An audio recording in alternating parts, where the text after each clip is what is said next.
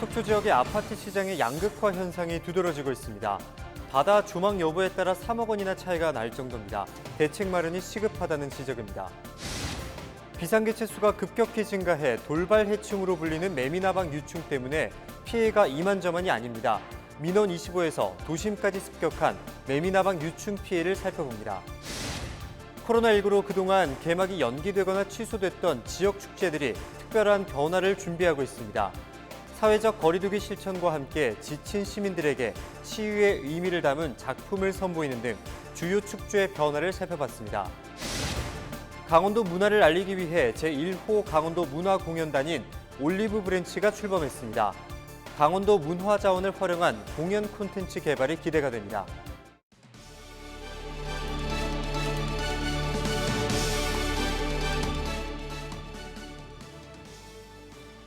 여러분 안녕하십니까? 헬로티비 뉴스입니다. 속초 지역 아파트 시장이 극심한 양극화 현상을 빚고 있습니다. 같은 면적임에도 이 바다가 보이느냐에 따라 아파트 거래 가격이 무려 3억 원이나 차이 날 정도인데요. 더욱이 초고가 아파트는 청약 경쟁률이 수십 대 1에 달하지만 중저가 아파트는 미분양이 속출하는 실정이라고 합니다. 보도에 박건상 기자입니다. 2018년 속초시 청호동에 들어선 한 유명 브랜드 아파트입니다. 이 아파트의 분양가는 전용 면적 84.94제곱미터가 2억 6천만 원대였습니다. 그런데 지난 1월 거래된 해당 면적 아파트의 매매가는 무려 5억 5천만 원까지 치솟았습니다. 올해 이 아파트 같은 면적의 최저 거래 가격은 2억 7천만 원으로 2배 넘게 차이가 납니다. 지난해 시내권인 속초시 조양동에 들어선 중저가 브랜드의 아파트. 올해 이 아파트 84.98제곱미터 매매 가격은 2억 6천만 원으로 최고 거래가도 1,800만 원 정도 높았을 뿐입니다. 지역 부동산 업계는 이 같은 극단적인 차이가 바다 조망권 때문이라고 입을 모읍니다. 속초 지역 아파트 수요의 특징은 크게 두 가지로 나눠볼 수 있습니다. 바닷가 지역의 경우 외부인들의 투자가 꾸준히 이어지고 있으며 도심과 내륙 지역은 실수요 위주의 거래가 이어지고 있습니다. 지난달 속초시 동명동 한 브랜드 아파트 1순위 청약은 335세대에 6,100여 명이 몰리며 평균 경쟁률이 17.3대 1을 기록했습니다. 반면 지난 2월 속초시 조양동 또 다른 브랜드 아파트는 2순위 청약까지 순위 내 마감에 실패하면서 170세대 미분양이 났습니다. 지난 4월 기준 속초 지역 미분양 물량은 730세대로 대부분이 바다 조망이 아닌 곳이었습니다. 지금은 실거주자 위주로 이제 거래가 이루어지는 것 같아요. 최근 거래된 아파트를 보면은 17대 1의 경쟁률을 보였는데 아마도 이 중에서도 계약을 하시는 분들은 실수요자 위주로 할 것 같습니다. 전문가들은 속초의 아파트 양극화는 대부분 투자 수요로 인해 발생하는 것으로 분석하고 있습니다. 문제는 이 같은 투자 수요가 언제까지 이어질지입니다. 분명한 거는 한계는 있어요. 그러니까 올라가는 게 뭐 영원하진 않아요. 서울과 같이 이제 일자리 수요나 뭐 이제 주거 수요들이 풍부한 데는 꾸준히 올라갈 건데, 관광이나 일자리가 부족한 강릉이나 속초나 뭐 이런 강원도 일부 지역들은 사실상은 올라가는 게 임계치가 있어요. 뭐 올라가는 속도는 뭐 크게 큰 폭으로 올라갈 것 같지는 않아요. 올 하반기 속초 지역에는 800세대 가까운 아파트가 또다시 공급될 계획입니다.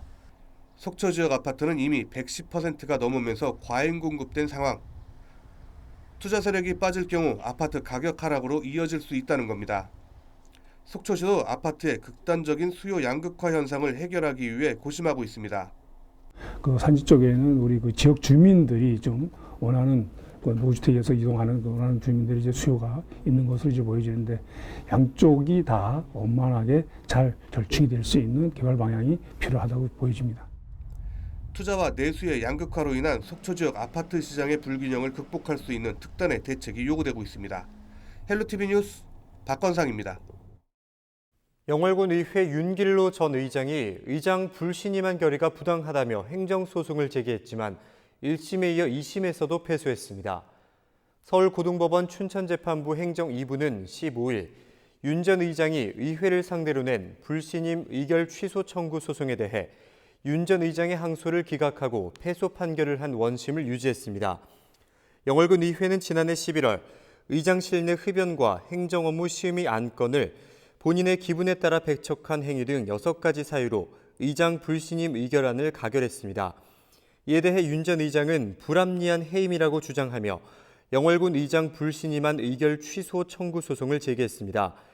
하지만 1심 재판부가 불신임한 결의는 정당하다며 원고 패소 판결을 한 데 이어 2심 재판부도 1심 판결이 정당하다고 판단했습니다. 최근 원주 한 아파트에서 일가족 3명이 숨진 사건과 관련해 동료 경찰관이 핵심 수사 내용을 인터넷 커뮤니티를 통해 유포한 것으로 확인됐습니다. 강원지방경찰청은 최근 회원제로 운영되는 비공개 인터넷 카페에 이 사건 수사 내용을 올린 사람은 원주경찰서 소속 경찰관으로 확인됐다고 밝혔습니다. 경찰은 해당 경찰관에 대해 공무상 비밀 누설 혐의를 적용해 처벌할 계획이라고 설명했습니다. 이에 앞서 지난 11일 온라인 커뮤니티에 원주 한 아파트 일가족 3명이 숨진 사건과 관련해 시신 상태와 아버지 전과 등 핵심 수사 내용의 글이 빠르게 퍼져나가 경찰이 수사에 나섰습니다. 6월 수능 모의평가와 전국연합학력평가 시험 일정이 변경됩니다. 강원도교육청은 고교 2학년을 대상으로 치러지는 전국연합학력평가를 16일에 시행한다고 밝혔습니다. 동시에 치러지던 고교 1학년 학력평가와 3학년 수능 모의평가는 18일로 나눠 학교 내 밀집도와 학생 간의 접촉을 최소화합니다.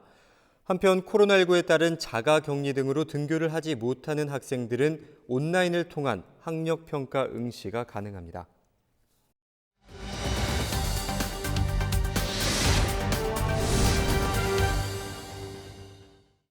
요즘 공원이나 숲길을 찾았다가 해충 때문에 놀라셨다는 분들이 많습니다.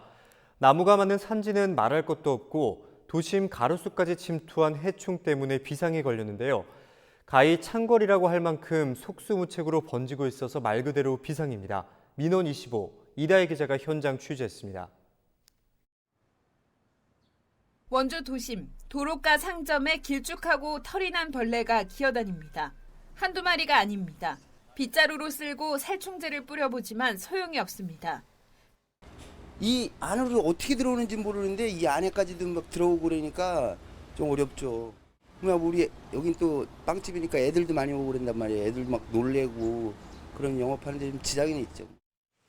검고 긴 몸체를 꾸물거리며 기어다니는 데다 미세한 털이 몸체 가득 나 있어 혐오감을 줍니다. 도로를 따라 심어진 가로수에 서식하다가 떨어져 가게 안으로 들어온 겁니다. 해마다 이맘때면 해충 방제에 나서지만 이런 경우는 처음입니다. 원주시가 보유한 방제 차량은 2대, 도심 곳곳에서 해충이 발생했다는 민원이 쏟아져 올해는 임차 장비까지 모두 7대가 동원됐습니다. 4주째 이렇게 방제를 하고 있는데도 아직까지 해충이 다 사라지질 않았어요. 그래서 발생 민원이 계속 들어오고 이런 상황이죠. 방제를 하고 뒤에 가면서 또 확인을 또 계속 하거든요. 그 확인하면 그 약으로 대부분 다 벌레들이 죽어요. 근데 계속 산에서 그 큰 면적에서 계속 내려오니까.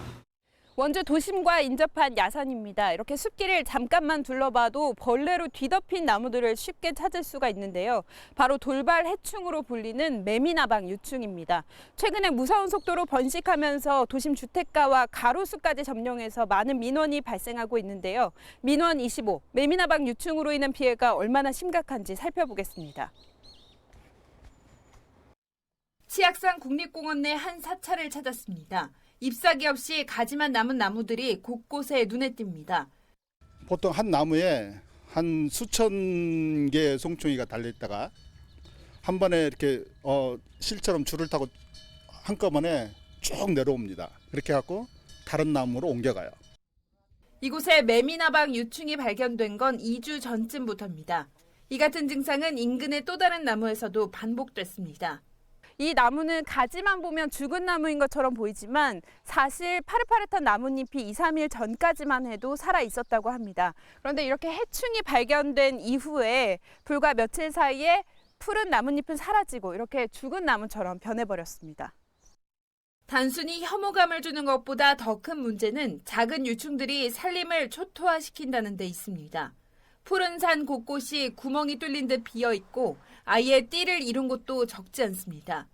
원주시가 시민의 휴식을 위해 조성한 치악산 둘레길입니다. 산책로 일부가 아예 통제됐습니다. 유충 때문에 민원이 접수되자 통행을 막은 겁니다. 안 밟으려고 그래도 안 밟을 수가 없어요. 너무 많아서 저 올라가는 길에. 둘레길 가는 길에 지금. 어우, 가다가 머리 하나 떨어져서 기절했어. 방제했다고 써붙였는데 방제한 게 이런 거예요. 나 여지껏 뭐 설악산 지리산 가봤어도 이렇게 벌레 많은데 처음이에요.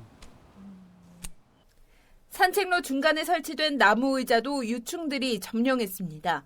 바닥에도 온통 벌레 천지입니다. 치악산 둘레길에 조성된 산책로입니다. 이 산책로에는 1m에 하나씩 이렇게 안전 기둥이 설치되어 있는데요. 보시는 것처럼 이 기둥마다 이렇게 수십 마리의 유충이 기어다니고 있어서 굉장히 혐오감을 주고 있습니다. 강원도 내 매미나방 발생 면적은 원주가 200헥타르로 가장 많고 횡성 104헥타르, 춘천 6.3헥타르 등 모두 512헥타르로 축구장 720개 면적입니다. 지난해보다 3배 이상 늘었습니다. 작년에 워낙 많은 개체수들이 발생을 했었고 그들이 따뜻한 겨울철을 나면서 많은 유충들이 부화를 했고 그 유충들이 지금 산림 내에서 많이 발견이 되고 있는 그런 상황입니다. 돌발적으로 대발생을 하는 종이다 보니까 저희 산림청 입장에서도 그간 크게 신경을 못 쓰고 있던 해충 중에 하나였습니다. 현실적으로 사용할 수 있는 어떤 방제법이 많이 제한이 되고 있긴 하지만 최대한 노력을 해서 애벌레 상태인 매미나방은 이제 번데기 시기로 접어듭니다. 이렇게 창궐한 개체들이 대부분 성충이 되면 올 가을까지 더 많은 산림이 피해를 입을 것으로 예상됩니다. 해마다 겨울 기온이 상승하고 눈이 내리지 않는 등 이상기후가 반복되는 가운데 산림도 해치고 주민 생활에도 피해를 주는 돌발 해충 방제, 특단의 대책이 필요해 보입니다. 지금까지 민원25였습니다. 강원도와 화천군이 서울 노원에 있는 육군사관학교 이전을 국방부에 공식 요청하기로 해 관심이 모아지고 있습니다. 강원도가 국방부와 국방개혁 2.0 피해를 논의하기 위해 만든 상생발전협의회 실무협의에서 육군사관학교 화천 이전을 포함해 모두 27개 의제를 선정했다고 밝혔습니다. 강원도와 화천군은 간동면 옴리에 신설되는 화천역 부지 인근에 이전 부지도 마련했다고 설명했습니다. 다음 달 중순쯤 열리는 국방부에서 열리는 상생발전협의회에서 육군사관학교 화천 이전을 포함한 접경적 27개 의제에 대한 논의가 본격 이뤄질 전망입니다. 철원군이 대북전단 살포 감시 초소를 운영합니다. 철원군은 경찰과 함께 백마고지, 전적지와 용담 삼거리, 화지 3리 등 3곳에 대북전단 살포 감시 초소를 세우고 24시간 감시에 들어간다고 밝혔습니다. 이는 탈북단체인 자유북한운동연합이 6월 25일을 맞아 대북전단 100만 장을 날리겠다고 예고한 데 따른 조치입니다. 철원 지역은 경기 북부와 함께 대북전단 살포가 잦은 지역입니다. 속초시가 다음 달 25일부터 23일간 야간 해수욕장을 운영한다고 밝혔습니다. 야간 해수욕장 운영 시간은 오후 6시부터 9시까지로 속초 해수욕장 정문부터 중문까지 200m 구간으로 제한됩니다. 속초시는 피서객들의 안전을 위해 15명의 소방대원을 배치하고 백사장과 바다를 비출 수 있는 LED 조명을 확대 설치할 계획입니다. 한편 지난해 속초 해수욕장 야간 개장으로 280만 명이 넘는 피서객들이 속초 해수욕장을 찾은 것으로 집계됐습니다.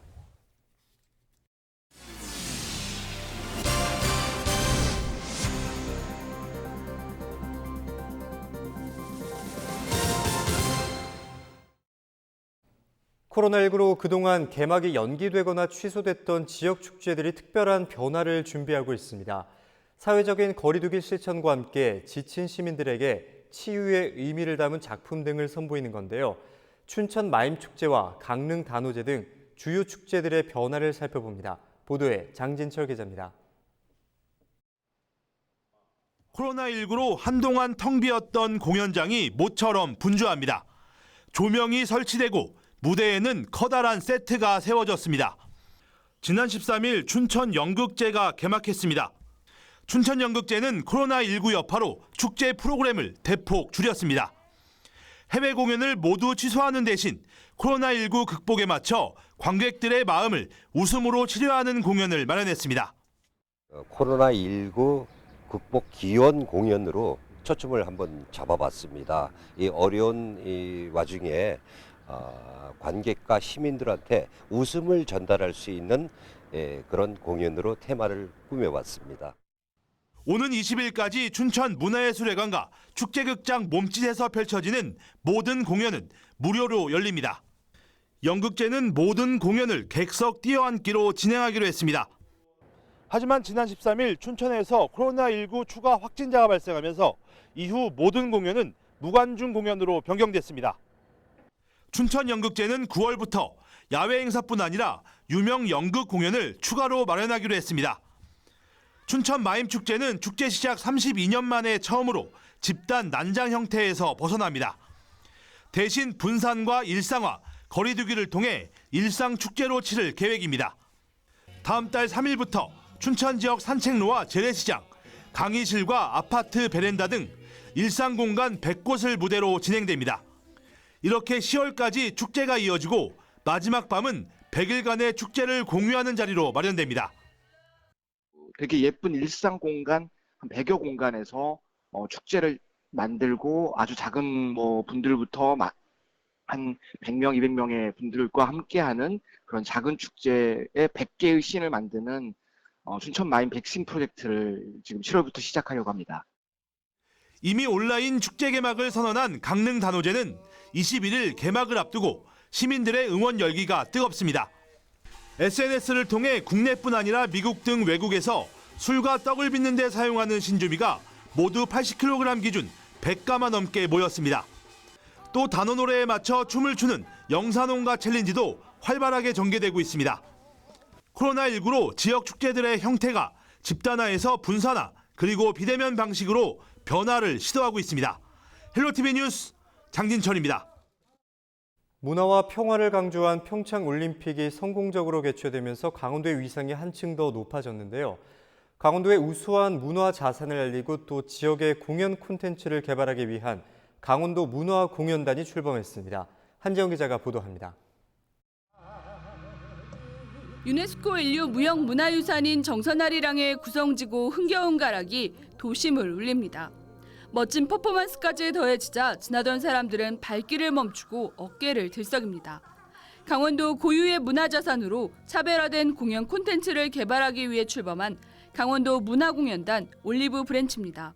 강원도의 어떤 그 전통적인 요소, 그리고 구전가요, 그리고 그 구전 설화 등을 현대적인 힙합, 또 그 비보잉 이런 것들을 결합을 해가지고 좀 더 대중들에게 친숙하게 다가갈 수 있도록.